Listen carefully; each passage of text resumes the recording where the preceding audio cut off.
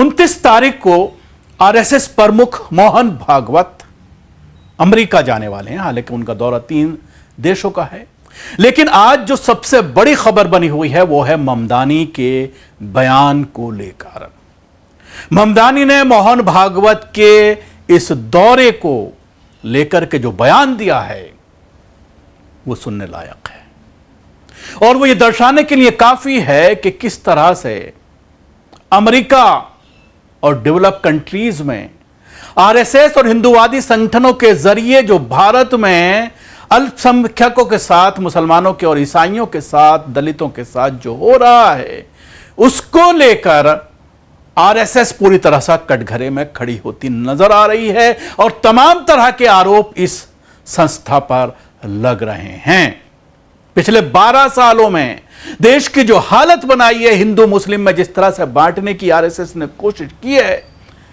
उसको लेकर जबरदस्त विरोध तमाम देशों में देखा जा रहा है ना। सब यूएस, बल्कि अभी यूएन की रिपोर्ट भी सामने आई है, उस पर भी हम आपसे बात करेंगे। लेकिन इस स्टोरी में हमसे बात करेंगे ममदानी के उस बयान की जो मोहन भागवत के दौरे को लेकर दिया गया है। मोहन भागवत के इस दौरे को लेकर ममदानी ने कहा है कि मैं इस रैली का समर्थन नहीं करता, लेकिन मुझे नहीं पता कि शहर के पास किसी निजी कार्यक्रम को रद्द करने का अधिकार है या नहीं। जब उनसे यह सवाल किया गया कि क्या वो ममदानी के उस प्रोग्राम को कैंसिल करेंगे जो उनके जुडिशरी में आता है, जहां के वो मेयर हैं, वो उसके मालिक हैं, तो उस पर उन्होंने कहा कि ऐसा शायद हमारे पास कोई अधिकार नहीं है कि हम उनके प्रोग्राम को कैंसिल कर सकें। उनके यह बयान तब आया है जब 61 नागरिक अधिकारों, धार्मिक, सामुदायिक और वकालत करने वाले संगठनों के एक समूह ने मेडिसन स्क्वायर गार्डन पर 29 अगस्त के कार्यक्रम को रद्द करने का दबाव डाला। ममदानी ने कहा है कि वह ऐसी विचारधाराओं का विरोध करते हैं जो लोगों को अलग थलग करने या बाहर करने की सोच पर आधारित हैं। यह बात उन्होंने आरएसएस की विचारधारा को लेकर कही। साथ ही उन्होंने भारत के उस विचार को याद किया जो उन्हें अपनी फैमिली से मिला था, जो अपने परिवार से मिला था। उन्होंने कहा, मैं यहां हमारे शहर के इतिहास के पहले भारतीय अमेरिकी मेयर के तौर पर भी खड़ा हूं और मेरी मां का परिवार अभी भी भारत में ही रहता है। मेयर जोहरान ममदानी ने कहा, मेरे परिवार ने मुझे भारत की जो सोच सिखाई थी और जिसे मैंने करीब से जाना था, वो एक ऐसे धर्मनिरपेक्ष गणराज्य और विविधता पूर्व समाज की सोच थी जिसमें भारत के हर व्यक्ति को अपना माना जाता था। उन्होंने आगे कहा, सच कहूं तो किसी भी देश के बारे में लोगों को अलग थलग करने या बाहर रखने की सोच पर आधारित किसी आंदोलन का बढ़ना बहुत चिंताजनक रहा है। ममदानी ने कहा है कि एक भारतीय अमेरिकी और एक विविधता पूर्वक शहर के मेयर के तौर पर वैसे आंदोलन का कड़ा विरोध करते हैं। न्यूयॉर्क के 10वें कांग्रेसी जिले के लिए डेमोक्रेटिक उम्मीदवार ब्रेड लैंडर सिटी काउंसिल की सदस्य शहाना हनीफ और हिंदू, मुस्लिम, सिख, दलित और ईसाई समुदाय के प्रतिनिधियों ने न्यूयॉर्क सिटी हॉल के बाहर एक प्रेस कॉन्फ्रेंस में भागवत के प्रोग्राम के खिलाफ अभियान में हिस्सा लिया। 1939 में गार्डन में हुई जर्मन अमेरिकन बुंड रैली का जिक्र करते हुए लैंडर ने कहा, इसे एक कार्यक्रम की मेजबानी नहीं करनी चाहिए। हनीफ ने कहा कि न्यूयॉर्क के विविधता पूर्वक दक्षिण एशियाई समुदाय ने आरएसएस से जुड़ी नफरत भरी विचारधारा और हिंसा का असर महसूस किया है। इंडियन अमेरिकन मुस्लिम काउंसिल के अमीन जमा ने कहा कि यह अभियान किसी धार्मिक समुदाय के खिलाफ नहीं बल्कि एक